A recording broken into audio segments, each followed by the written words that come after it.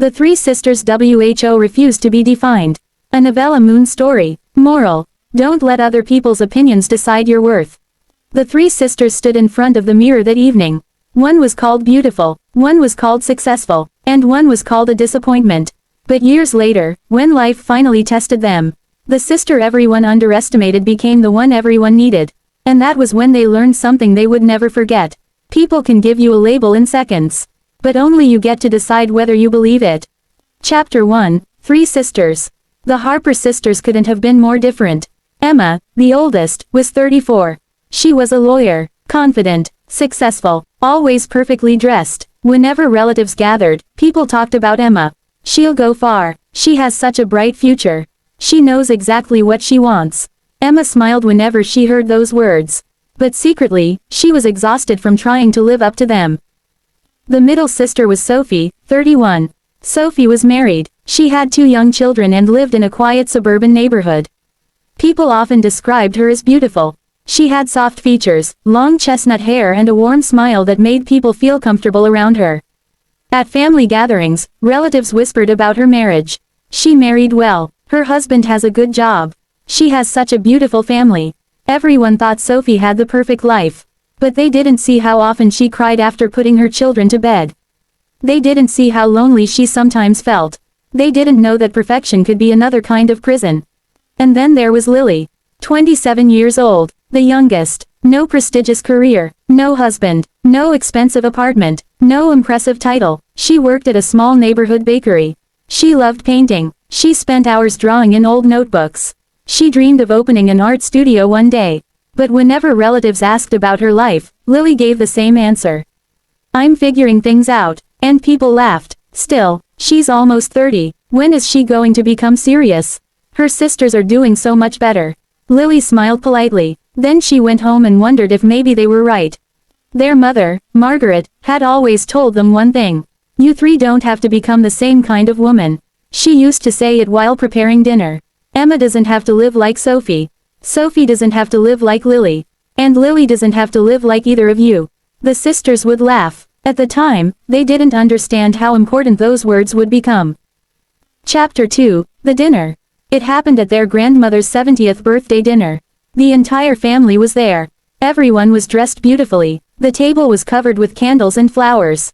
Emma had just returned from winning a major case. Sophie had brought her children. Lily had painted a beautiful portrait of their grandmother and brought it as a gift. She had spent 3 weeks working on it. When she presented it, everyone admired it. For about 30 seconds. Then their aunt looked at Lily.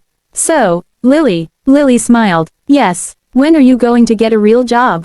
The table became quiet. Emma looked up. Sophie stopped eating. Lily forced a smile. I have a job. You know what I mean. Her aunt laughed. You're talented, sweetheart, but painting isn't a career. Someone else added. Maybe you should take inspiration from Emma. Emma immediately looked uncomfortable. Please don't compare us. But their aunt continued. I'm only saying it because I care. Lily looked down. Their grandmother noticed. Lily's painting is beautiful. Yes, of course, the aunt replied. But beauty doesn't pay bills. Lily's fingers tightened around her napkin. Then Sophie reached under the table and held her hand. Emma looked at Lily. You don't have to listen to them.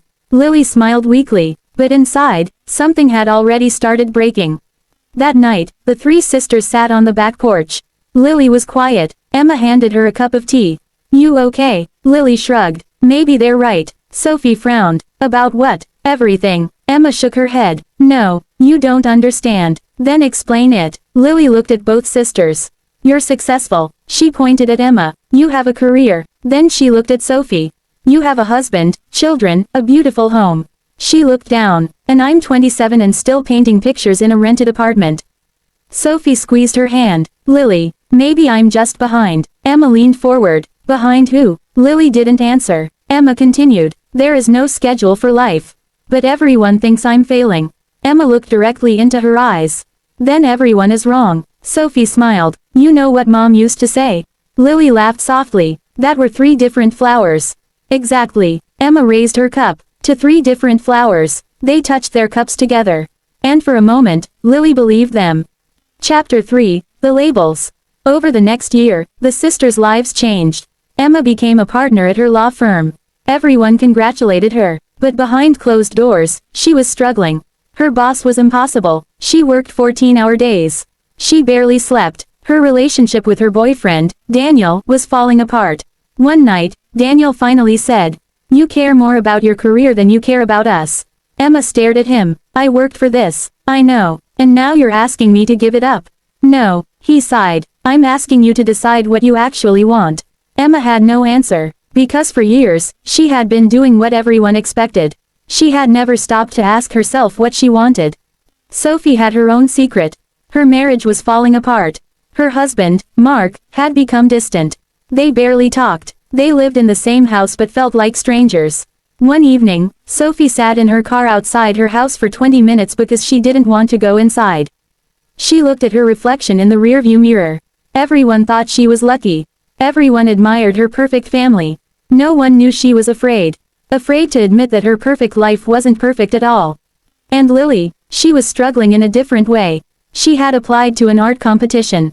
The winner would receive enough money to rent a studio. For weeks, she painted. She barely slept. She believed this could be her chance. Then the results arrived. She didn't win. She didn't even make the final 10. Lily stared at the email.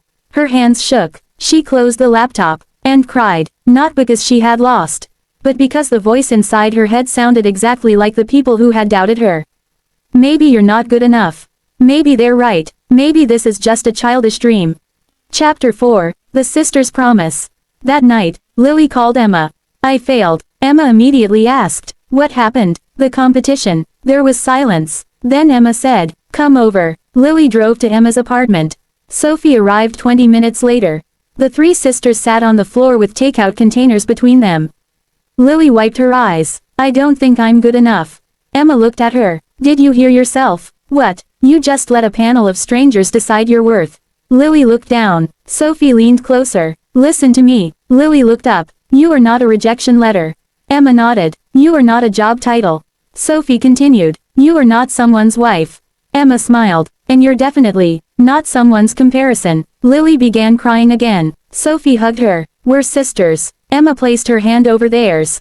"And from now on, whenever one of us forgets who she is, we remind her," Sophie said. "Every time," Emma added. They made a promise that night. No matter what happened, no matter how successful or unsuccessful they became, they would never allow the world to define one another. Chapter 5, The Collapse. 2 years passed, and then everything changed. Emma's law firm became involved in a major scandal. A senior partner had been secretly manipulating financial records. Emma had unknowingly signed documents connected to the case. Suddenly, newspapers were talking about her. People who had once praised her were criticizing her. Her name appeared online. Lawyer involved in corporate scandal. Career over. Was she careless? Emma stopped leaving the house. She couldn't understand how quickly admiration had turned into judgment. Yesterday she was brilliant. Today she was a failure. One evening, she called Sophie. "I think everyone hates me." Sophie answered immediately. "Everyone doesn't know you. They think they do. Let them think." Emma laughed bitterly. "You don't understand." Sophie paused. "I understand more than you think." Meanwhile, Sophie's marriage finally ended. She moved into a small apartment with her children. People whispered, she couldn't keep her marriage together. Such a shame. She had everything. Sophie heard the comments. Every single one. And for the first time, she understood Lily. People loved putting labels on women. Successful, beautiful, divorced, ambitious, failure, mother, career woman, too quiet, too loud, too much, not enough. No matter what you did, someone had an opinion. Then Lily received the opportunity she had been waiting for. A famous gallery owner saw one of her paintings online. He wanted to meet her. Lily was terrified. What if he hates my work? Emma smiled. Then he hates one painting. Sophie laughed. He doesn't get to hate you. Lily looked at them. I'm scared. Emma took her hand. Go anyway. The meeting went well. Very well. The gallery owner offered Lily a 6-month exhibition. It was everything she had dreamed about. But there was one problem. The gallery was in another city. Lily would have to move. She hesitated. What if I fail? Emma smiled. You might. Lily stared at her. That doesn't sound supportive. Emma laughed. I'm saying failure doesn't make you a failure. Sophie nodded. You're allowed to try. Lily smiled. And if I fail, try again. Chapter 6, The Woman Everyone Underestimated. Lily moved. She rented a tiny studio apartment. She worked day and night. She painted until her fingers hurt. The exhibition opened 6 months later. And it sold out. Every painting. People stood in line outside the gallery. Art magazines wrote about her. Collectors called. Her name appeared everywhere. The same relatives who once laughed at her were suddenly proud. At the next family dinner, her aunt hugged her. "We always knew you were talented." Lily smiled. But she remembered. She remembered every time that same woman had told her painting wasn't a real career. For a moment, Lily wanted to say something. Instead, she simply smiled. Because she no longer needed an apology. She no longer needed their approval. She had stopped measuring herself through their eyes. Chapter 7, When Success Became Another Trap. But success came with its own problems. Lily became famous. Her paintings sold for thousands. She appeared in interviews. People praised her. And slowly, something dangerous happened. She began believing the praise. One evening, she looked at an old painting and thought, "This isn't good enough." She almost threw it away. Then she remembered the girl who once painted it. The girl who had been proud simply because she had created something. Lily smiled. She kept the painting, because she realized something important. Other people's praise shouldn't determine your worth either. Negative opinions can destroy you. But constant praise can control you too. Your worth has to come from somewhere deeper. Chapter 8, The Three Sisters Again. 5 years after that dinner, the three sisters returned to their grandmother's house. They sat on the same porch. But they were different women now. Emma had rebuilt her career. The scandal had been cleared up after evidence proved she had been misled. She had left the firm anyway. She became a legal consultant and finally had a life outside work. Sophie had built a new life for herself and her children. She had started a small interior design business from home. She was happier than she had ever been. And Lily, she had become an internationally recognized artist. But none of that mattered that evening. They were simply three sisters drinking tea. Sophie looked at Lily. "Do you remember Aunt Claire's dinner?" Lily laughed. "How could I forget?" Emma smiled. "She told you painting wasn't a career." Lily nodded. "And now?" Emma pointed at the painting hanging in the living room. It was Lily's. Her grandmother had framed it. Lily looked at it. Then she smiled. "Now I know she was never qualified to decide." Chapter 9, The Letter. That night, Lily found an old envelope in a drawer. It was the rejection letter from the art competition. The one that had once made her cry. She read it again. Then she laughed. The letter hadn't changed. But she had. 5 years ago, those words had felt like a verdict. Now they were simply words. She placed the letter beside an award she had recently received. 2 pieces of paper. One had told her she wasn't good enough. The other called her an outstanding artist. Both were opinions. Neither defined her. Lily finally understood. People can applaud you today and criticize you tomorrow. If you let them determine your worth, you'll spend your entire life chasing approval. Chapter 10, The Final Lesson. A few weeks later, Lily received a message from a young girl. The girl had seen one of her interviews. She wrote, "Everyone tells me I'm not smart enough to become a doctor. I think maybe they're right." Lily stared at the message. Then she replied, "Listen carefully. People will always have opinions about your life. Some will love your choices. Some will hate them. Some will understand you. Others never will. But none of them are living your life. You are." Then she added one final sentence. "Don't hand strangers the pen and let them write the story of your life."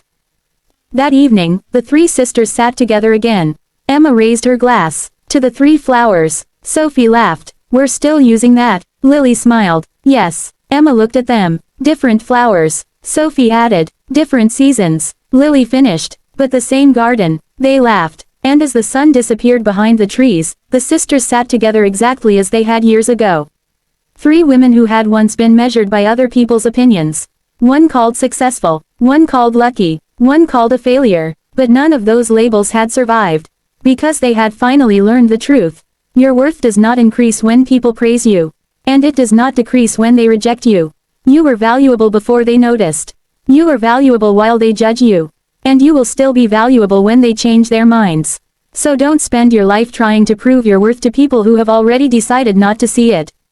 Build your life. Follow your dreams. Make mistakes. Start again. And, when someone tells you that you're not enough, remember that they are giving you an opinion, not a verdict.